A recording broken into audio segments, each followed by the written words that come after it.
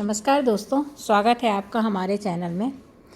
कल high court ने वर्ग 1 शिक्षक भर्ती में नियमों के संशोधन के संबंध में एक महत्वपूर्ण निर्णय दिया और सरकार तथा डीपीआई को यह आदेश दिया कि वह अपने नियमों में संशोधन करे और इसके बाद ही आगे की भर्ती प्रक्रिया की जाए।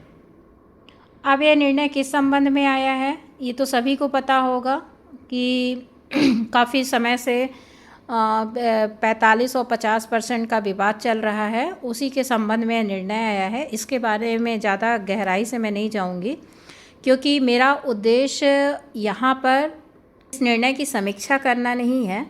बस मेरा उद्देश्य ये है कि ये जो इस निर्णय के संबंध में अलग अलग यूट्यूबर जो जानकारी दे रहे हैं, तो बस मेरा उद्देश्य उसी के संबंध में है कि देखिए, इन निर्णयों से भर्ती प्रक्रिया में कोई प्रभाव नहीं पड़ने वाला है। और जैसा कि कहा जा रहा है प्रतीक्षा सूची पर रोक, तो प्रतीक्षा सूची अभी तो कब आने वाली है ये किसी को नहीं पता है, क्योंकि जब तक डीपीआई और ट्राइबल एक एक कैंडिडेट को, मेरिट वालों को ज्वाइनिंग नहीं दे देता है, तब तक प्रतीक्षा सूची का सवाल ही नहीं उठता है।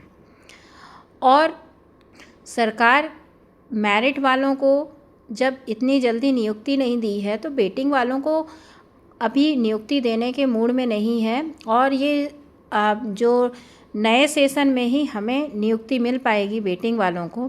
तो इन सब समाचारों पर ध्यान ना देकर हमें पद वृद्धि पर ध्यान देना होगा, जो कि हमारा अंतिम लक्ष्य है। जब तक पद वृद्धि नहीं होगी, वेटिंग शिक्षकों को कोई फ़ायदा नहीं है इस तरह की समाचारों से। और यदि इस तरह की जो न्यूज़ आ रही है कि भर्ती प्रक्रिया पर रोक लगी है, तो फिर इस आधार पर तो जिन मेरिट वालों की नियुक्ति मिल गई है उनकी भी कैंसिल होना चाहिए, क्योंकि जो जानकारी आ रही है उसमें ये कहा जा रहा है कि ये 2018 के पद हैं जिनको आगे लाया जा रहा है। एक बार तो सरकार ऐसा बोल देती है कि वो भर्ती 2018 की भर्ती ख़त्म हो चुकी है, मेरिट वालों को नियुक्ति दी जा चुकी है। तो जब मेरिट वालों को नियुक्ति दी जा चुकी है, तो वेटिंग वालों को इस न्यूज़ से या इस आदेश से कोई प्रभाव नहीं पड़ने वाला है। तो हमारा ध्यान होना चाहिए पद वृद्धि पर कि पद वृद्धि कैसे की जाए।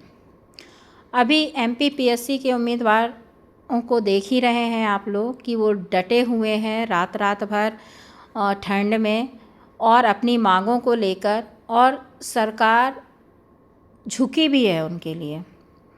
तो सीधा सा मतलब है, यदि वेटिंग शिक्षकों को सरकार को झुकाना है तो भारी संख्या में आंदोलन में पहुंचना होगा। 23 दिसंबर को भोपाल में जो आंदोलन रखा गया है, उसमें भारी से भारी संख्या में आप लोग पहुंचिए। और हाँ, ये जो सोच रहे हैं कि हमारी एक है वेटिंग है या 2 वेटिंग है, कृपया वो भी हम लोगों का साथ दें। वो ये ना सोचें कि हमारी वेटिंग क्लियर हो जाएगी। मेरिट वालों को कितने आंदोलन करने पड़े तब जाके उनको ज्वाइनिंग मिली है। तो वेटिंग वाले भी जो डीपीआई में जाके जानकारी ले रहे हैं कि कब आएगी प्रतीक्षा सूची, उसी के इंतज़ार में बैठे हैं कि हमारा तो हो जाएगा। पर सरकार इतनी आसानी से 1-2 वेटिंग वालों को भी क्लियर नहीं करने वाली है। इसलिए ये सभी पद वृद्धि में सहयोग करें और साथ पद वृद्धि के साथ जल्दी से जल्दी वेटिंग लिस्ट निकालने की कोशिश करें, क्योंकि सभी को पता है कि एग्ज़ाम की वैलिडिटी 20 फरवरी तक ही है। तो वेटिंग वाले ऐसे सरकार टाइम खींचती जाएगी प्रतीक्षा सूची पर रोक लगवा के, या अन्य किसी तरीके से कोर्ट में ऐसे केसेस चलते रहेंगे। तो इससे वेटिंग शिक्षकों को कोई फ़ायदा नहीं मिलने वाला है। तो भला हमारा इसी में है कि सारे वेटिंग शिक्षक जिनकी 1 या 2 भी वेटिंग है, वो हमारा सहयोग करें और भारी से भारी संख्या में आंदोलन में उपस्थित हों। और वो अति शिक्षक भी जो 2-2 परीक्षा पास हैं, अब उन्होंने देख चुके हैं कि विधानसभा में भी उनके प्रश्नों का उत्तर दे दिया गया है कि उनके नियमितीकरण का कोई भी प्रावधान सरकार नहीं रख रही है और ना ही परीक्षा में कोई बोनस नंबर देने की संभावना है। इसलिए ये अति शिक्षक जो वेटिंग में हैं, वो भी वेटिंग शिक्षकों का सहयोग करें और पद वृद्धि की ओर ही ध्यान दें, क्योंकि पद वृद्धि में ही सबका भला है। और अगली भर्ती कब आएगी ये किसी को नहीं पता है, और आएगी भी कितने पदों पर आएगी, या फिर पीएससी के थ्रू वर्ग 1 की भर्ती होगी, तो हमारा यहाँ तक भी पहुँचना संभव नहीं हो पाएगा।